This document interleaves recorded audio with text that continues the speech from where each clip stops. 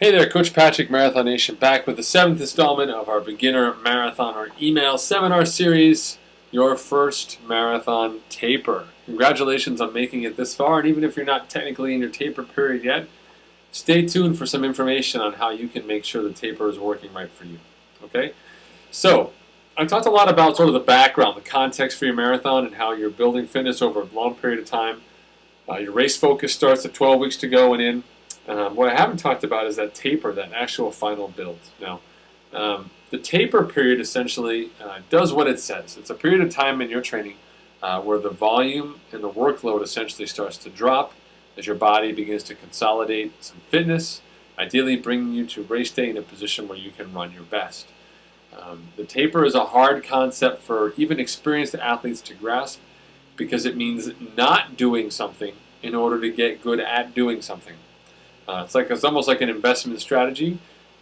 We all talk about, wow, if I'd only put away $100 a month when I was 25, I'd be a gajillionaire right now. We all know that's how it works, compound interest, all that, but so few people do it. And so too is a taper, and a marathon taper is no different. It's great to look at on paper, and intuitively you will understand what I'm explaining to you as you look at it on paper.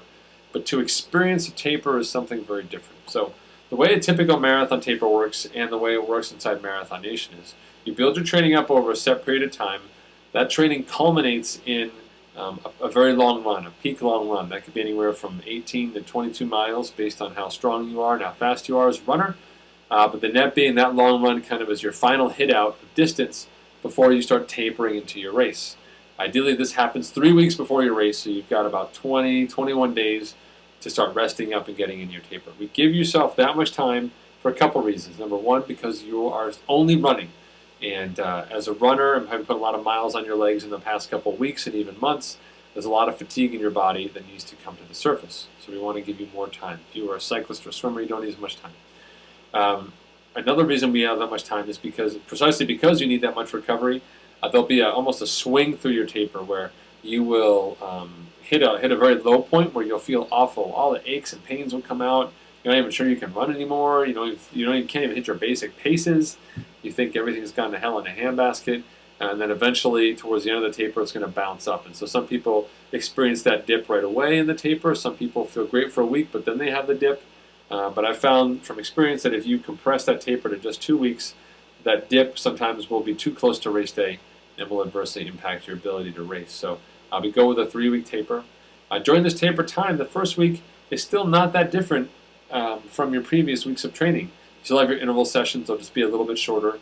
The biggest change you'll see in that first week of taper is that long run goes from 18 to 22 miles, somewhere in there, down to just maybe 13 or 14 miles, which feels like nothing compared to what you've been up to in the last couple weeks.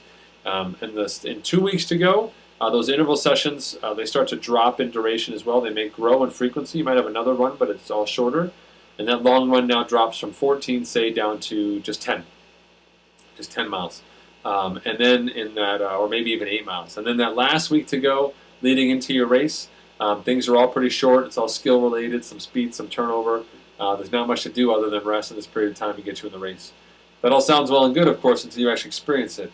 Going through a taper, as I mentioned earlier, is a unique, emotionally physical event, I think, because all of a sudden you start noticing things about your body you never paid attention to before. Your calf bothers you, your heel bothers you, your toe, your back, your shoulder, your arm. Now you're starting to worry about the weather. Maybe you should have done a long run in the heat.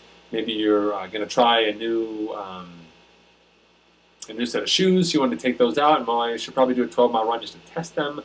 All of these things, this noise inside your head, this is the anxiety inside you regarding your event. It's manifesting itself in different ways, and it could potentially encourage you to go out and do something ridiculously dumb, like doing a long run the week before your race of like 15 or 16 miles just to see if you still got it for your race.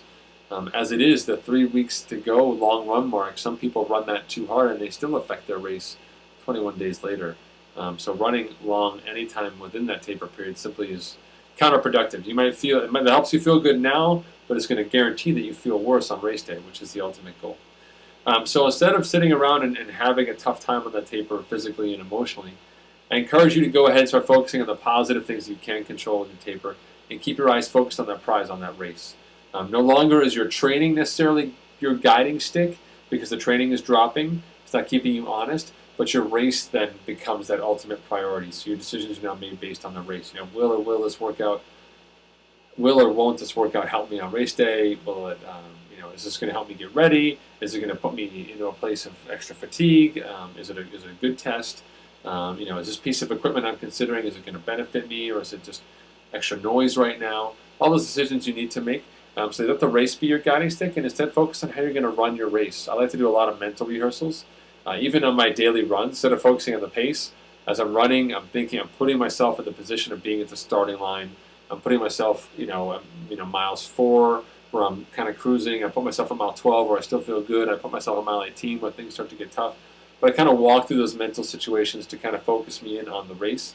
And that keeps me grounded and in a space where I'm able to still focus on things that I can control, as opposed to things that I can't control, like the anxiety that I'm feeling. I've done all the good hard work. I need to let it manifest itself. Much like a farmer who's sown the seeds, you need to let them come and germinate, let them come and grow. Your marathon fitness is inside you, and your best marathon is there. You have to let it come out. You can't pull it, drag it, kick it, anything out of you. Extra workouts won't help. They will only hurt you. So as you go through this first taper, do yourself a favor. Take a couple notes when you felt good, when you felt bad.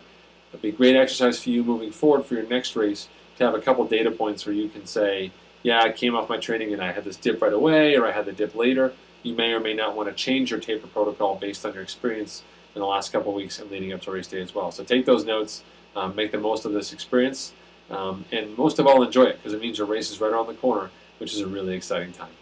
Good luck with the rest of your training, and I'll see you in our next and final installment of the Beginner Marathoner email seminar series. Coach Patrick from Marathon Nation, signing off. See you guys.